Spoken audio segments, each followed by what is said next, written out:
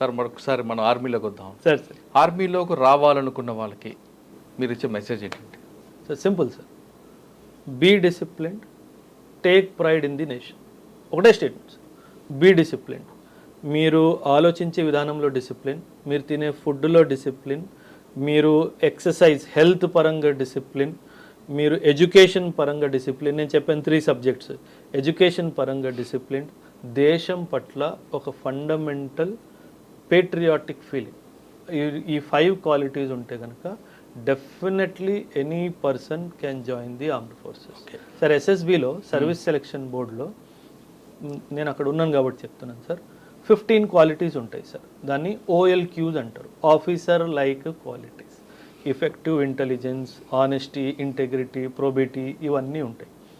ఈ 15 క్వాలిటీస్లో ఒక్క క్వాలిటీ తప్పినా మిమ్మల్ని రిజెక్ట్ చేస్తారు సార్. సో మీరు as an individual should try to develop these qualities in you. న్యాచురల్గా రావాలి, అప్పుడు సెలెక్షన్ ఈజీగా అయిపోతుంది సార్. ఓకే. సాధారణంగా ఇండిపెండెన్స్ డే అనగానే దీనికి ఒక బ్యాక్గ్రౌండ్ స్టోరీ ఉంది, అందరికీ తెలిసేది. అవును సార్. మీకు తెలిసిన స్టోరీ చెప్పండి ఒకటి. మీరు సర్వీస్లో ఉన్నప్పుడు ఇండిపెండెన్స్ డే వచ్చినప్పుడు అక్కడ ఎలా సెలబ్రేషన్ చేస్తుంటారండి? డెఫినెట్గా చెప్తాను సార్. ఫస్ట్, ఇది చాలామందికి తెలియదు సార్, ఇండియాకి స్వతంత్రము 15th ఆగస్ట్ రోజు ఎందుకు వచ్చింది? 14th నైట్ కదా వచ్చింది. 14th నైట్ మనం చేసుకున్నాం. అవును. కానీ బ్రిటిష్ వాళ్ళు మనకి ఇచ్చింది ఎప్పుడు? 15th August. 15th August was very ఇన్ఆస్పీషియస్ day, మంచి రోజు కాదు. కాకపోతే బ్రిటిషర్ వాజ్ హెల్బెంట్, నేను ఈ రోజే ఇస్తాను. దానికి చాలామంది యూత్కి ఆన్సర్ తెలియదు సార్. ఎందుకు అదే రోజు ఇచ్చారంటే 15th ఆగస్ట్ రోజే జపాన్ సరెండర్ అయింది. ఆ జపాన్ సరెండర్ డాక్యుమెంట్ రిసీవ్ చేసుకుంది lord mount baton, and he wanted to give independence to India on that day only.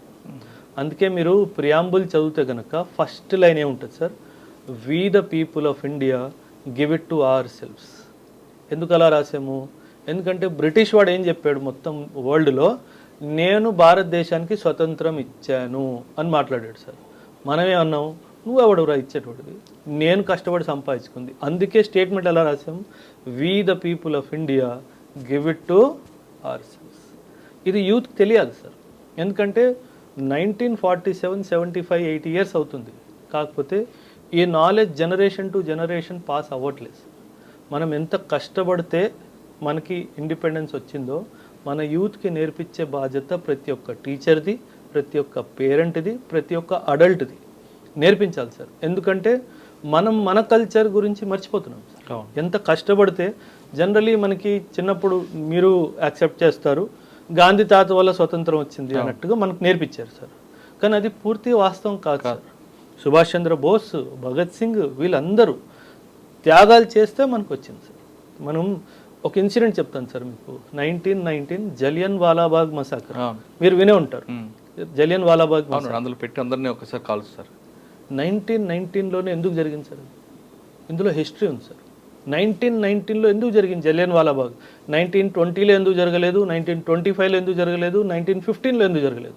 1919లోనే ఎందుకు జరిగింది? నేను మీకు చెప్తాను, పిల్లలు కూడా చాలా important sir. 1914 to 1919 first world war జరిగింది sir. 1914-15 to 1919 first world war జరిగింది. వరల్డ్ వార్లో బ్రిటిష్ తరపు పోరాడింది ఎవరు? మనమే కదా, మనల్ని తీసుకెళ్లారు కదా సార్. అవును. So what the Britishers felt, నాతో పాటు వీడు నాతో కలిసి ఒక వైట్ మ్యాన్ని చంపాడు, జర్మన్ని చంపాడు, ఒక వైట్ మ్యాన్ని చంపాడు. సో వైట్ మ్యాన్ పట్ల వీడికి భయం పోయింది. ఆ భయాన్ని మళ్ళీ తిరిగి తేవాలి అంటే వీడిని నేను చంపాలి. So when the sick troops came back after fighting the world war 1 in 1919, General Dyer was given instructions, rebuild the fear in them. Okay, rebuild the fear in them. ఎలా? వాళ్ళకి కాల్చి చంపాయి. సో అప్పుడు వాళ్ళకి అర్థమవుతుంది, నువ్వు నాతో పాటు కలిసి యుద్ధంలో పోరాడినంత మాత్రాన you cannot look up to me.